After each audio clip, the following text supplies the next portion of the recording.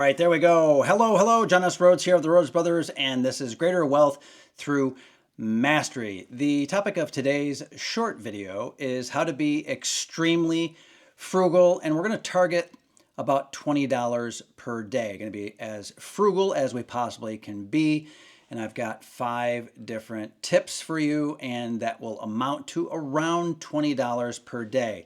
So give me some grace, give me some space, give me a little bit of room and work with me here on the $20 per day. I'm sure that in your neck of the woods, as they say, things are going to be different. Perhaps a little bit cheaper, but probably more expensive, especially if you happen to be near a urban area, near a city. Okay, so number one, look for budget-friendly, nutritious food. So if we budget $7 for food per day, you're looking at beans and rice, probably some oats and eggs that you're having per day. You might have peanut butter. You might have rice and beans, as I've mentioned, pasta with canned tuna. You'd probably be going to stores like Walmart, maybe Aldi's. There are some others as well. So the idea would be to avoid as much as you can processed food, get some of the whole foods, natural, organic. That does drive the price up. But if you buy in major bulk, it is possible to, you as an individual, get relatively nutritious, high calorie, but also balanced food. Okay, so we're looking at about $7 per day as a possibility. The second piece of the puzzle is transportation. Let's say $3 per day. That might mean something like a skateboard or a bike or walking. It might mean getting a bus pass. You could carpool. You could bundle driving together with other people, like you could drive and then someone else might drive and another person. So a true carpool. There might be alternate routes, whether it's something where the bus can take you there, but you have to maybe go a longer distance. But if you plan things out, it ends up being cheaper to go a longer distance or a longer route, because instead of driving a car, driving a vehicle, you would be using public transportation as an example. Or maybe you could ride your bike or maybe your skateboard, right? Low cost housing, number 3. $5 to $10 per day, which sounds absolutely ridiculous, and I understand that.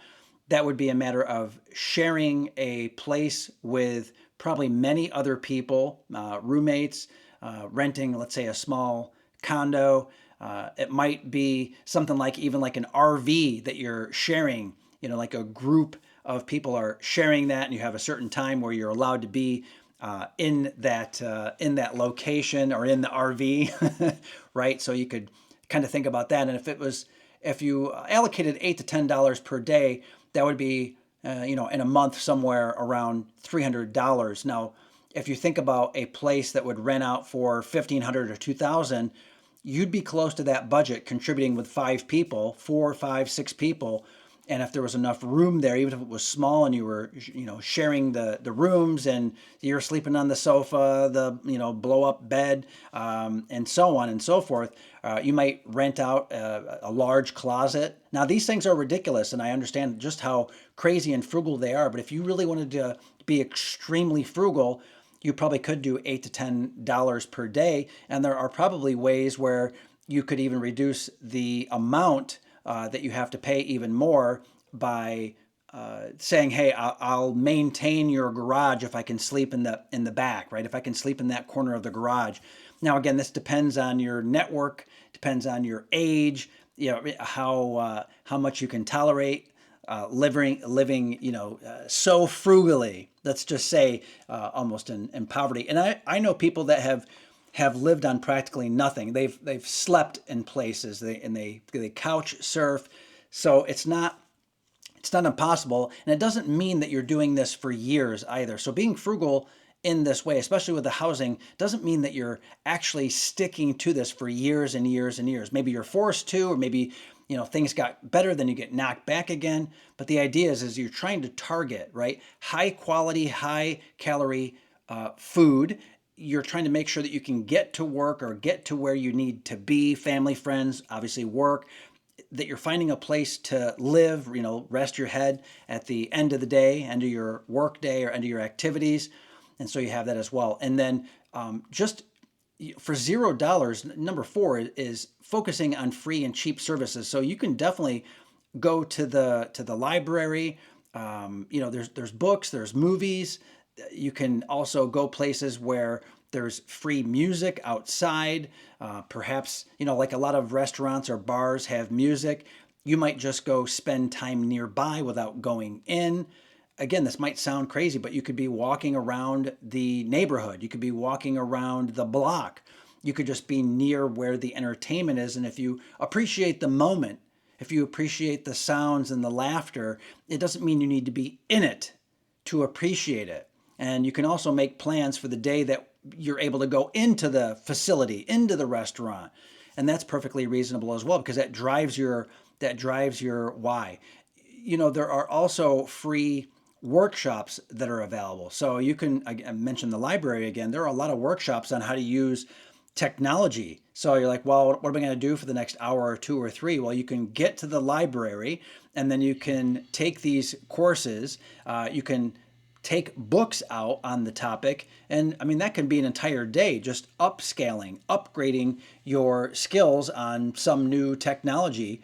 And you're learning from real people, you're around real people, you get the social interaction, you have resources that are available, including the books that you can take out. So that's an example of free and cheap services, and that can be as low as $0. And you can volunteer as well, certain places related to that, right? So in terms of using free and cheap services, you could be volunteering, you could be providing value and helping other people, so you get a sense of community as well. Again, that's can be low cost, if not free, if not even in some cases pay you for your time and services rendered. And then number 5 is minimalist spending in general, like as a way of life on personal essentials. And that can be a lot of different things, like let's say using vinegar or like a baking soda for cleaning. It might be things like it might be something like making sure that you make the most of bulk discount purchases. That not that you're overpaying or overbuying, but that you're going to use some type of consumable. So rather than just buy one of these, whatever it is, right, buying one a day, you could buy enough for a month, or a month enough for a week, and then it's going to drive down your average cost.